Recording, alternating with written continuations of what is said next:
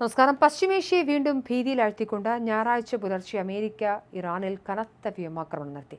ലോകത്തിലെ ഏറ്റവും പ്രധാനപ്പെട്ട എണ്ണക്കപ്പൽ പാതയായ ഹോർമൂസ് കടലിടുക്ക് തങ്ങൾ അടച്ചിടുകയാണെന്ന് ഇറാൻ പ്രഖ്യാപിച്ചതിന് തൊട്ടു പിന്നാലെയാണ് അമേരിക്കയുടെ ശക്തമായ തിരിച്ചടി. ഇതിന് പിന്നാലെ UAE, ഖത്തർ, ബഹ്റൈൻ, കുവൈറ്റ് എന്നീ അയൽരാജ്യങ്ങൾക്ക് നേരെ ഇറാൻ തുടർച്ചയായി മിസൈലുകളും ഡ്രോണുകളും തൊടുത്തുവിട്ടതോടെ മേഖലയാകെ യുദ്ധക്കളമായി മാറി. അനുമതിയില്ലാതെ വഴിയിലൂടെ സഞ്ചരിച്ചു എന്നാരോപിച്ച് ഒരു ചരക്ക് കപ്പലിന് നേരെ ഇറാന്റെ റെവല്യൂഷണറി ഗാർഡ്സ് വെടിയുതിർത്തതോടെയാണ് പ്രശ്നങ്ങളുടെ ആരംഭം. തങ്ങളുടെ നിർദ്ദേശങ്ങൾ കപ്പൽ അവഗണിച്ചതിനാലാണ് വെടിവെച്ചതെന്നാണ് ഇറാൻ പറയുന്നത്. ഇതിന് പിന്നാലെ ഈ മേഖലയിലെ അമേരിക്കൻ ഇടപെടലുകൾ അവസാനിക്കുന്നതുവരെ ഹോർമൂസ് കടലിടുക്ക് പൂർണ്ണമായി അടച്ചിടുകയാണെന്നും ഒരു കപ്പലിനെയും കടത്തിവിടില്ലെന്നും ഇറാന്റെ ഔദ്യോഗിക വാർത്താ ഏജൻസിയായ ഇർന വഴി അവർ പ്രഖ്യാപിച്ചു. ആരെങ്കിലും തിരിച്ചടിക്കാൻ വന്നാൽ കനത്ത പ്രത്യാഘാതം ഉണ്ടാകുമെന്ന മുന്നറിയിപ്പും ഇറാൻ നൽകി. എന്നാൽ അന്താരാഷ്ട്ര നിയമങ്ങൾ ലംഘിച്ച് സൈപ്രസിന്റെ പതാകയിൽ ഒരു സാധാരണ ചരക്ക് കപ്പലിനെയാണ് ഇറാൻ ആക്രമിച്ചതെന്ന് അമേരിക്ക വ്യക്തമാക്കുന്നു. ആക്രമണത്തിൽ കപ്പലിലെ ഒരു ജീവനക്കാരനെ കാണാതാവുകയും കപ്പലിന്റെ എഞ്ചിൻ റൂമിന് തീപിടിച്ച് വലിയ നാശനഷ്ടം ഉണ്ടാവുകയും ചെയ്തു. ഇതേ തുടർന്ന് US പ്രസിഡന്റ് ഡൊണാൾഡ് ട്രംപിന്റെ നേരിട്ടുള്ള നിർദ്ദേശപ്രകാരം അമേരിക്കൻ സൈന്യം ഇറാനെതിരെ യുദ്ധം പ്രഖ്യാപിക്കുകയായിരുന്നു. അമേരിക്കൻ സൈന്യത്തിന്റെ സെൻട്രൽ കമാൻഡ് ഇറാനിലെ 140ഓളം താവളങ്ങളിലാണ് ഒരേ സമയം ബോംബുകൾ വർഷിച്ചത്.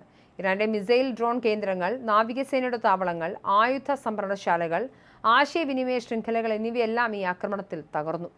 ഇറാന്റെ പ്രധാന പെട്രോളിയം കേന്ദ്രങ്ങളായ ബുഷേർ, അസലൂയ എന്നിവിടങ്ങളിലും തീരദേശ നഗരങ്ങളായ ബന്ദർ അബ്ബാസ്, സിരിക്ക് തുടങ്ങിയ പ്രദേശങ്ങളിലും വലിയ സ്ഫോടനങ്ങൾ ഉണ്ടായതായി ഇറാൻ മാധ്യമങ്ങളും സമ്മതിച്ചിട്ടുണ്ട്.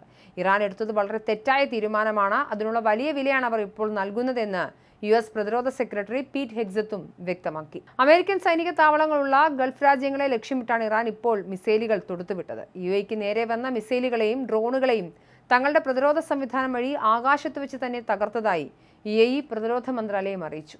വലിയ സ്ഫോടന ശബ്ദങ്ങളാണ് UAEയിൽ ഉടനീളം കേട്ടത്. ബഹ്റൈനിൽ വ്യോമാക്രമണ മുന്നറിയിപ്പ് നൽകുന്ന സൈറണുകൾ മുഴങ്ങിയതോടെ ജനങ്ങൾ സുരക്ഷിത സ്ഥാനങ്ങളിലേക്ക് മാറണമെന്ന് അവിടുത്തെ ആഭ്യന്തര മന്ത്രാലയം ആവശ്യപ്പെട്ടു. ഖത്തറിലും വലിയ സ്ഫോടന ശബ്ദങ്ങൾ കേട്ടതിന് പിന്നാലെ മിസൈൽ ജാഗ്രതാ നിർദ്ദേശം പ്രഖ്യാപിച്ചു. തങ്ങളുടെ രാജ്യത്തേക്ക് വന്ന മിസൈലുകളെ വഴിതിരിച്ചുവിട്ടതായി കുവൈറ്റ് സൈന്യവും അറിയിച്ചു. എന്തായാലും ഇറാന്റെ മുൻ പരമാധികാരി അയത്തുള്ള അലി ഖമനേയി കൊല്ലപ്പെട്ട വൻ ആക്രമണത്തോടെയാണ് ഇക്കഴിഞ്ഞ ഫെബ്രുവരി 28-ന് യുദ്ധം തുടങ്ങിയത്. തുടർന്ന് യുദ്ധം അവസാനിപ്പിക്കാനായി ജൂൺ 17-ന് അമേരിക്കൻ പ്രസിഡന്റ് ഡൊണാൾഡ് ട്രംപും ഇറാൻ പ്രസിഡന്റ് മസൂദ് പെസഷ്കിയാനും താൽക്കാലിക സമാധാന കരാർ ഒപ്പുവെച്ചിരുന്നു. എന്നാൽ ജൂലൈ 8-ന് ഈ കരാർ അവസാനിച്ചതായി ട്രംപ് പ്രഖ്യാപിച്ചു. ലോകത്തെ എണ്ണവാതക കയറ്റുമതിയുടെ പ്രധാന പാതയായ ഹോർമൂസ് കടലിടുക്കിന്റെ നിയന്ത്രണം ആർക്കാണെന്ന തർക്കമാണ് ഇപ്പോൾ വീണ്ടും വലിയൊരു യുദ്ധത്തിലേക്ക് വഴിമാറ്റിയിരിക്കുന്നത്.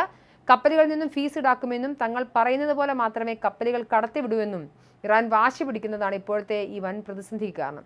ഈ പുതിയ ആക്രമണങ്ങൾ പശ്ചിമേഷ്യയിൽ സമാധാന ശ്രമങ്ങളെ പൂർണ്ണമായും തകർത്തിരിക്കുകയാണ്.